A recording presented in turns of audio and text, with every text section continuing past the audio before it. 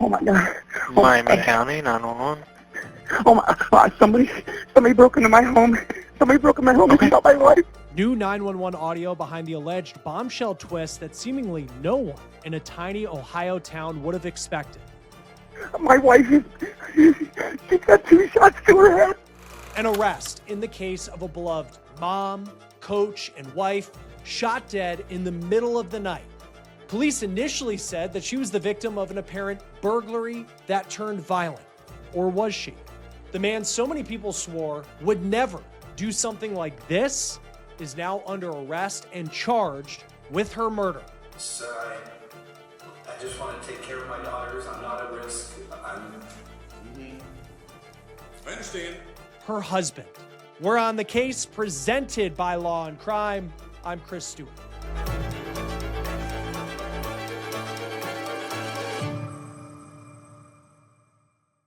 When I tell you, when this news broke, my jaw dropped. Not only is Ashley Flynn's husband, a former pastor and worship leader and American Idol contestant, charged with her murder, he's accused of going to great lengths to cover it up.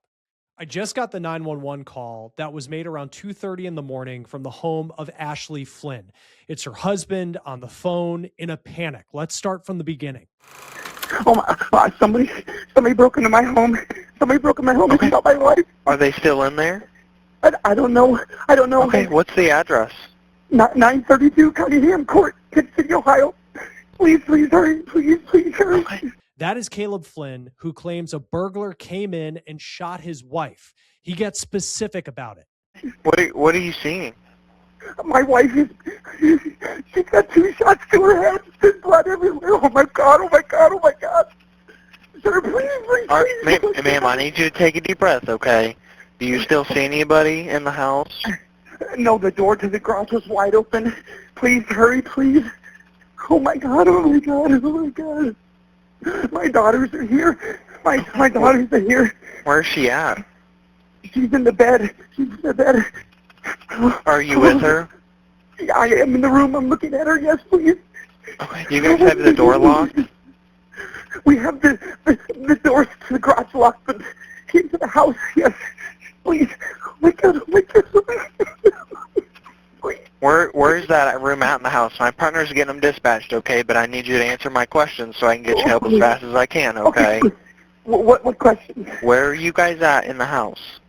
I'm in the bedroom with her right now. Okay. My daughters are in their room. So you are not with the children? I was with the children when it happened. Okay, but you're not with them now? No, they're in their room. They're not even awake. Oh my God. So there you see, there's a little confusion on the line about where the children are in the home and where he is in the house. And he says that the children are still asleep, even though their mom had been shot by someone he says came into the home and then escaped.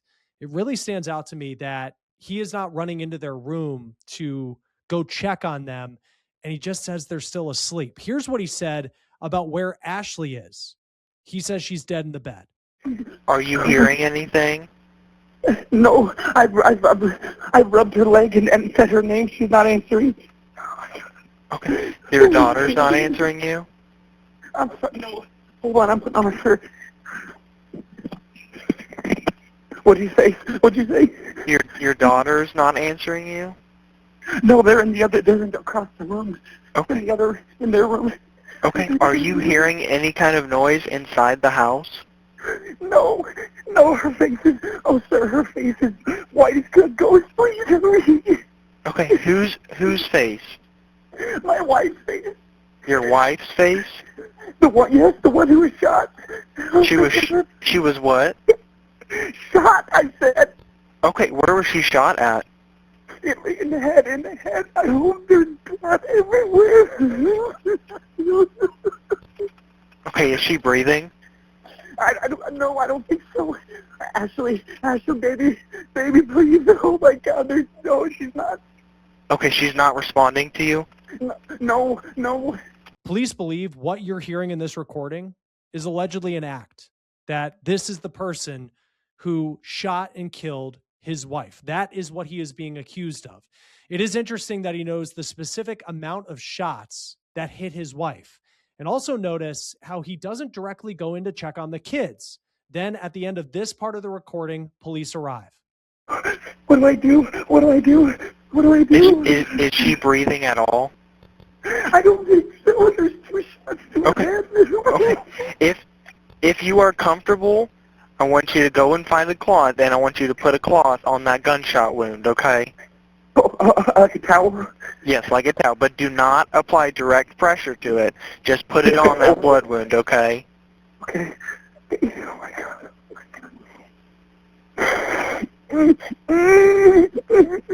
Oh my, okay. I need you to just take a deep breath for me, okay? Okay. Okay. Just get that cloth, and I want you to put it on that wound, but don't apply direct pressure to it, okay? They're coming to you as quick as they can, okay? I just laid it on her head. Okay.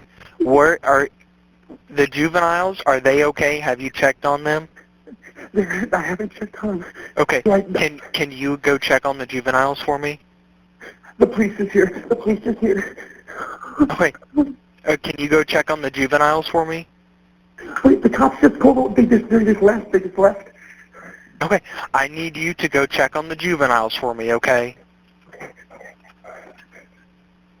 They're still sleeping. They're still sleeping. Okay, you still see them breathing? You don't see any wounds on them? No. The cop just pulled over. Sir. The cop is here. Okay, I want you to... Okay, open the door for him so he can get into her, okay? Okay, he's running. He's coming to me. Sir! Please, sir! What? I don't know. The door to the garage door was wide open. I'm her husband. No, I don't think so. Any murder case is shocking, but it always stands out to me when you look into someone's background and it appears they have never really been in trouble with the law before. And that appears to be the case with Caleb Flynn, former pastor, former American Idol contestant, a dad, and a husband, now accused of murder. I looked him up with truthfinder.com, and it doesn't appear that he has any sort of criminal record. He has a couple traffic tickets, but that's it.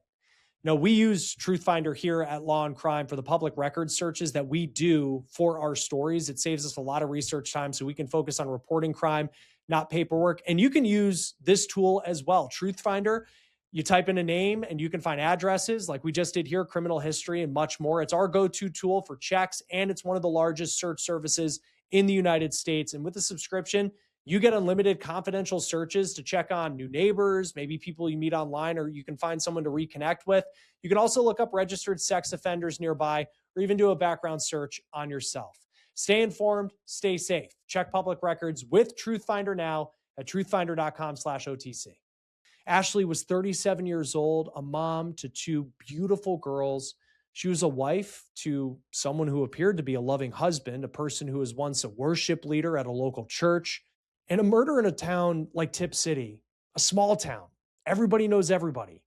It just is something that doesn't often happen, especially to someone who seemed so beloved by her community. And she knew this community because she grew up there in this tiny town north of Dayton. Ashley's obituary said that she was, quote, a shining light of joy to all who crossed her path, effortlessly encouraging others along the way. Let's be clear, those are not just some nice words that someone wrote in a memorial. It appears to be exactly who Ashley was, the way that she lived, a way where she always put others first. She was a substitute teacher in the public school system. She was also a 7th grade volleyball coach. And on top of that, she was an active volunteer at her church. And that's why police initially said that it appeared that Ashley was the victim of an alleged burglary that went wrong, that turned violent, that something happened in this home and this person that broke in to take something out of their house had a gun and shot Ashley. Part of the evidence that investigators pointed to were the signs of forced entry into the Flynn's home, but they haven't been specific of what that entry looks like. You heard in the 911 call that the garage door was open. In the words of the Tipp City police chief on Monday, as everyone was coming to grips with what had happened, this was, quote, a burglary gone wrong. Police rushed to the scene. They actually put up drones. They enlisted the help of canines to try and track down this person who came into the house, allegedly killed Ashley, and then fled. But there was no sight of a bad guy, no scent picked up by the dogs. Now, let's talk about this marriage, because Ashley and Caleb appeared to be a loving couple. It's cliche, but they were the perfect couple. In fact, look at Ashley's Facebook picture. The two of them on the water. There are several pictures of them as this happy family raising their daughters in the town where Ashley grew up. Caleb, he appeared to be a man of faith. He was once a worship leader and also a musician at the church where Ashley was also once on staff. He and Ashley are graduates of Lee University in Tennessee, which is a private Christian college. It appears that's where they met. Now, Caleb also is apparently quite the musician. In fact, in 2013, he auditioned on American Idol. And I bring that up not just because it's shocking that someone who was featured on the show would be accused of this, but according to the Dayton Daily News, on the episode where he tries out, and they did a little part of the episode where they interviewed him, he is quoted as saying, quote, "I love my wife more than anything. She is very, very pretty. I love her." But now, Caleb Flynn, the same man on American Idol who talked about how much he loved his wife, is accused of her murder. It is so hard to make sense of it, even though we have seen cases, unfortunately, where family violence like this takes place. Now, I just got my hands on the court filings for this case this morning. Here's the criminal complaint.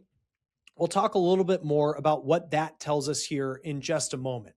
But following Ashley's murder, the other shocking part of this is just how much the community seemed to rally around her family and specifically Caleb. A GoFundMe was launched with this picture showing the entire family, including Caleb. And the caption included, quote, "Please pray for her husband and 2 daughters." The focus, as far as the community was concerned, it didn't appear to be on Caleb. It was on finding this person who he said broke into the home and killed his wife. But then on Wednesday, the local chief, the same person who said that this had appeared to be a burglary gone wrong, called in some help from the FBI. And that appears to be when a lot of things changed. So this chief releases a statement, and it caught our attention because they hadn't released a lot of information, but he called Ashley's murder targeted. And he also said he did not believe that the public was in danger. It's always interesting when law enforcement uses language like that, because if a man broke into the Flynn home and shot and killed Ashley Flynn and then fled and was still at large, why would the public not be in danger? Unless no one broke in at all. Police are not releasing a lot of information still, but it is unclear where the murder weapon was and what the forced entry into the house looked like. Many wondered why Ashley was the one who confronted the person Caleb told authorities had entered the house. Where was he when all of this went down? Why was she the one who confronted this alleged burglar? Now, Thursday night, Caleb Flynn was booked into the county jail just after 5 o'clock local time, and he is facing 1 count of homicide, 2 counts of felonious assault, and 2 counts of tampering with evidence. So here's the criminal complaint, and it alleges that Caleb shot Ashley with a 9mm handgun. Again, it's unclear whether law enforcement have the murder weapon or there were shell cases where they were able to determine that. The alleged murder happened in the early morning hours of Monday, but it is unclear specifically when and how soon after the alleged murder did Caleb call 911. What did he do in that amount of time? Because we know it's being alleged that he tried to cover up the crime scene. Now, the 2 felonious assault charges appear to be for the amount of bullets fired. There is an autopsy of Ashley that is still pending, and the criminal complaint says, in plain letters, that Caleb tried to lead officers astray by staging the crime scene. Flynn made his first court appearance in Ohio Friday morning. Mr. Flynn, you have several charges here. Count 1 is a murder charge, is a count felony of the 1st degree. Count 2 is 2 and 3 are both felonious assault charges, 2nd degree felonies. Count 4 is tampering with evidence, a 3rd degree felony, and that's count 4. Count 5 is tampering with evidence, a 3rd degree felony. Mr. Falker? Your Honor, Mr. Flynn would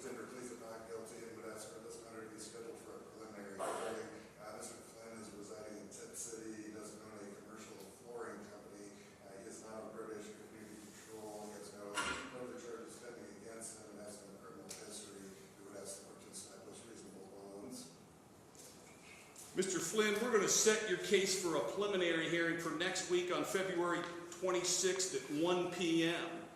You do have the right to have an attorney to represent you. If you cannot afford one, you can apply to the public defender's office and they'll determine if you're eligible for a court-appointed attorney. Do you understand all of that? Yes, sir. Is there anything you'd like to say to the court with regards to a bond in this case? I'm so sorry you cut out there. Is there anything you'd like to tell the court with respect to bond in this case? I don't really understand that, so okay. No, sir. So the court has to establish a bond, sir, to ensure that your appearance, okay? So the court will establish a bond and you have the right to tell me, hey, I'm not a flight risk, I am a flight risk, or anything of that nature. Is there anything you would want to tell me about that? Sir, I just want to take care of my daughters. I'm not at risk. I understand. Okay. Yes, sir. Well, the court is going to order a $2 million blanket bond in this case, covering all of your charges. Should you post bond in this case, the court will order that you be on pretrial services electronically monitored house arrest. Furthermore, the court will order that you will have no contact whatsoever, directly or indirectly through a third party with. You are not permitted to speak to them in any way, shape, or form. That includes electronic communications. You are not allowed to communicate through family members whatsoever. Do you understand all of that? Yes, sir. Okay. Thank you. We're adjourned. Thank you, sir. He pleaded not guilty to the charges. His bond was set at $2 million, and he will be on electronic monitoring and house arrest if he's able to post bond. And you saw the emotion there when he's told he will not be allowed to have contact with his children. Now, the celebration of Caleb's wife, his alleged victim, Ashley Flynn, is scheduled for Sunday afternoon. It's at the same church where they used to both be on staff. And now it's a place where a community is coming together. Many who, by the way, stood by Caleb when accusations from the outside started coming in, when you saw people who cover true crime cases and say, well, I've seen this story before because it had to have been the husband. But there were so many people in Tipp City, Ohio that said that would not be the case here. But how could anybody suspect a loving husband, a loving father, a man of faith to eventually be accused of what Caleb is now being accused of? Sadly, in this case, what happened is what we have seen in a lot of family violence cases where a husband or a significant other is accused of taking the life of the person they appeared to be closest to and loved the most. As law enforcement continues to piece their case together, there are a lot of rumors online, but we don't officially know yet what the motive is, why this dad, this husband, would allegedly kill his wife in the middle of the night and then stage it all as a break-in turned violent. Joining us now once again to talk about this case is retired police commander Mike King, the host of Profiling Evil and also the host of Gardens of Evil Inside the Zion Society Cult, which we'll talk about a little bit more, which I actually just started listening to, which has been a great listen. We were talking about this case earlier this week when this story broke, and it was, according to police, it appeared to be in their words, burglary gone wrong. And there were signs of forced entry. And then I know we were looking at kind of the neighborhood and what it could mean. And in these cases, I feel like you just see like a lot of the commenters say, well, it's got to be the husband, but everybody swore it would not be. And now he is facing a charge of murder. And it's like, I'm kind of long-winded in talking about this because like it's always shocking when it happens. But then at the same time, you sit back and you see it over and over and over again. And it's like in your career, I mean, what is it about these cases that seem to be, and we don't know the motive yet, but how these things actually happen? Well, you know, Chris, it's so interesting because you and I talked about this offline when we talked a few days ago about the probability that it's that inner circle. And we kind of touched on it when we spoke in the last episode. And I hope people would go back and listen to that one because we really explored this idea that statistically, when there is someone who lives a low-risk lifestyle, and Ashley Flynn certainly seemed to fit that bill. She left her teaching job. She went home to be a stay-at-home mom, but worked a little part-time at the local school where she coached. But again, all of that is representative of someone living a low-risk lifestyle. She had a close circle of friends. She was active in her church. And all of that, again, low risk, low risk, low risk. And statistically, what we've learned after looking at thousands of violent crimes, especially in intimate homicide crimes like this one appeared, that when someone who is low risk dies, the first thing you have to consider is whether they were a target of whatever that event was, that homicide. And she was shot, which is very, very personal and up close. And statistically, when someone who's low risk is killed, and if they are targeted, then it's usually by someone who is known to them or knows who they are. So it could be as far reaching as a predator who's peeking through the window and creating this fantasy in their mind that they have a relationship. But you have to look inward. And we talked about how you start in the center and you start building outward. And yet, nonetheless, it still is so troubling, especially when you think of domestic violence homicide, which is now being charged, of how that could happen. Now, someone could go from having seemingly reportable, wonderful marriage to the point of murder. And it's one of those things too, where it just doesn't seem like people saw this one coming. You know, no criminal record from what I can see for Caleb Flynn. The GoFundMe that was raising money for the family. I mean, they have a great community that was around them, like, you know, pictures of him and like the money to help him raise these two daughters who are now without their mom. And like you know, we don't know the details as of yet of like what cracked this case. But I want to talk about the investigation and part of it. Tipp City, Ohio, small community. They called in the FBI to help. And I'm sure it is very difficult to trick the FBI, you know, and it appears that there was some sort of sign of forced entry, and he's accused of staging the crime scene. Let's step back and kind of talk about, I think, first, the geography of the neighborhood. And when you approach this case and some of now knowing what we know and what's being alleged, how that kind of factors into all of this. Oh, I'm really glad you brought that up, because I actually love to talk about the geography. I'm going to pull up something on the screen here for us to share and talk about as I go through this. But what I think is so important in these kinds of cases is that we do examine the geography to kind of see if the stories actually fit. So I'm going to just play this little clip while we're talking here that I created this morning. But this is the neighborhood we're talking about. This is the location of the home. We talked earlier about the fact that this home is on a secluded street.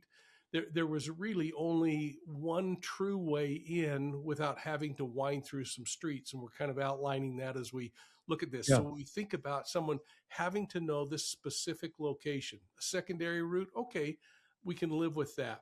But the thing that gets so important and interesting is when we think about this being staged, the suspect had to go somewhere after him. We knew that police were serving these searches that they were doing with dogs and drones. And so we have this big field that in our last episode we talked about being so important. But as you kind of pan back to give people around the world who are watching an idea where this happened, this is what's important. I just tried to simulate what a Ring camera view shed would look like, or a doorbell camera view shed would look like in that neighborhood. And so as police were investigating this case, they had to immediately start with ideas like, is it possible that someone could have come into this neighborhood undetected? And when you think about the massive number of people who have doorbell cameras, for instance, then we start seeing things that say, well, that doesn't make sense because nobody's out walking along the street. Then you talk about the actual staging, which I think we'll get into. And that's where law enforcement really starts to say, wait a minute, the story's not adding up. And I think too, and thank you for putting that together, because it's just like a fascinating look into how law enforcement, you know, here's this story from this husband who says his wife was just shot in the house, you know, and then you start asking questions about it. And then you look at it from a view that I don't think a lot of suspects probably think about. You know, they think, you know, if he broke down a door, or that was the sign of forced entry, maybe a window, you know, he might be thinking about that. But then looking at, well, what way would they have gotten into the neighborhood? Which, you know, what does the field tell us? Like, you know, how often have you found that some of these suspects in cases where they're accused of staging crime scenes, they're not thinking on the 40,000 foot level that the FBI and law enforcement may. You're right on, because the idea is that if in fact this is all true, the husband is now accused. If it's true, he would have spent a great deal of time probably fantasizing about how he was going to solve this problem and we don't know for sure what the problem was yet, other than he didn't want Ashley around anymore, if it's all true. And when they start fantasizing and working through this process, a couple of things kind of interesting jump out to me in this case. Number one, if his wife is shot and killed in their home, not only does he get rid of a potential problem that he hasn't figured out how to get rid of otherwise through legitimate means, which in effect means he doesn't have to split the assets. He doesn't have to worry about custody. He doesn't have to worry about a lot of things. So he's problem solving in the fantasy. But another side people don't think about is that he also becomes this victim of the crime. So he gets the community rallying around him. He gets the community saying how horrible they feel for him losing his wife in such a tragic way. And so as they're consumed with the fantasy, they forget the component parts that become so critical. Can all of the other evidence outside of your testimony of what happened, does all the other evidence back it up? And that's where these cases really start to fall apart. When you look at, some of we know that there was a sign of forced entry, and who knows, the police on Monday, I think they take the approach of, okay, let's listen to this husband, and it's a burglary gone bad. And then they start really digging into the investigation. Like even with something like that, the signs of forced entry, how do you take what you're looking at on the ground, but then apply it to the story that's being told by this husband about what happened to figure out whether or not it's true? Yeah, I think you have to look at the case in totality, and maybe the chief made those comments early on that it's a burglary gone wrong because that was an easy way for them to continue to work the investigation. And I have to hope that that's part of what he's doing, because he also makes a comment that I thought was really important. He says, "We don't believe this is a threat to the community. We believe this was contained." Which is telling you that they've got a focus that's taking them somewhere else, but they don't want to alert anyone either, because they may want to be doing some other forensic examination or tracking someone, seeing what they're doing. But as you look at it in totality and you take those things like the map we looked at, the egress and access, the cameras, the lack of evidence to support the idea that it's just an intruder coming in, and then you start looking at the inside of that house and the garage, that door, and we could see them later in some imagery on some news reels that I saw of law enforcement cutting that door jamb out. So I assume it's going to be evidence where they're going to show how that door was broken into. Was it pried? Was it kicked in? But the thing that becomes so interesting, and the thing that we're learning, is that inside that garage, there was a freezer backed up against that door. So not only would that door have to have been kicked in, but then that door would have had to be pushed open enough to push that freezer out of the way to gain access. And then miraculously, he left his weapon in the vehicle. And that weapon is the same weapon that's used to kill this individual. So not only does this predator come in, but they happen to rumble through the vehicle. They happen to find the weapon. They happen to use that weapon, sneak upstairs into the bedroom, and shoot Ashley twice in the head. That's very focused. That is very personal. It has nothing to do with a burglary. Yeah, and it's one of those, like, when you see a case like this, and this is not, I would say, common, but we've seen examples of it, and you have a suspect in the interrogation room and someone who doesn't have a criminal history, so he's probably never been in this situation before, and he's explaining his story.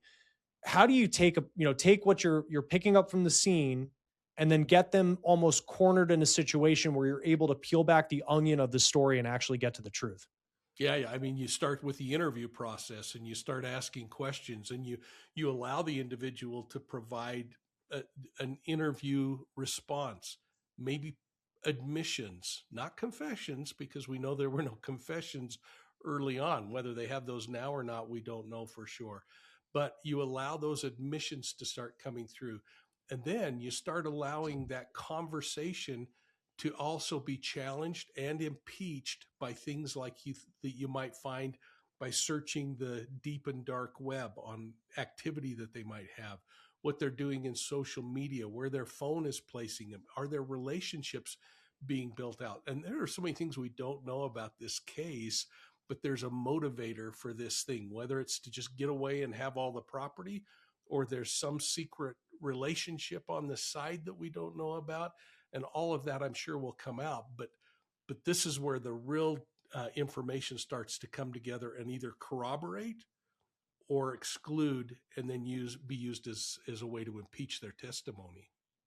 When you look at cases like this, and there have been some very high profile cases of husbands, or wives, but, significant others doing something like this, and you just sit here and it's just this question of like, how does it get to this point? How does somebody who, in this case too, I always try to not rush to judgment on these because we don't know, but like you looked at the comments and the amount of people saying that the husband did it. And, because we have seen this profile of case before, but then, this community was like, there is just no way. Like, how common have you seen these, that someone can be, accused of something so awful, but then at the same time, publicly facing, you would never guess that they would have had the gene in their body to do something like this.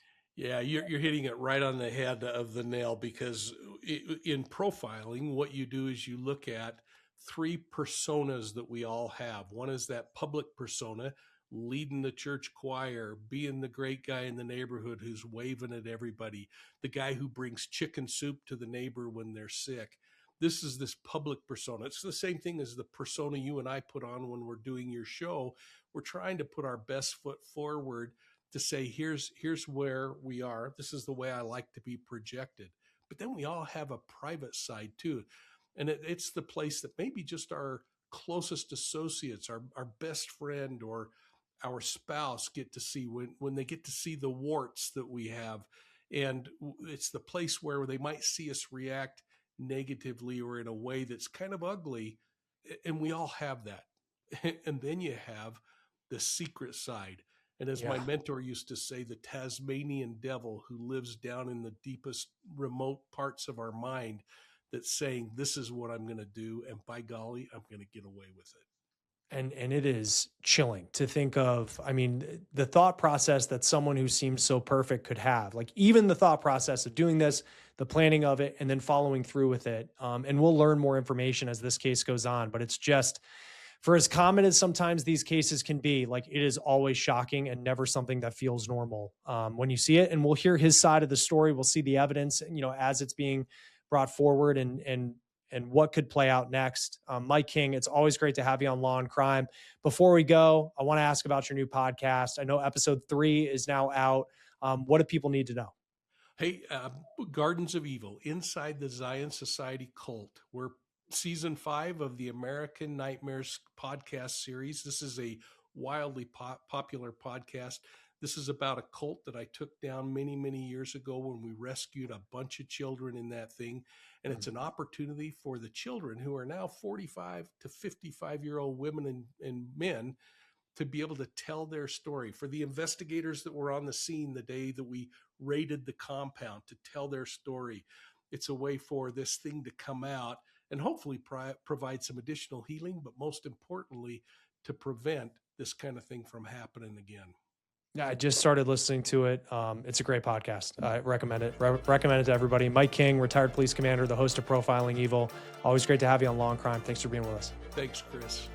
That will do it for On the Case, presented by Law and Crime. Subscribe to us on YouTube and Spotify, and now we're streaming on Peacock. I'm Chris Stewart. We'll see you next time.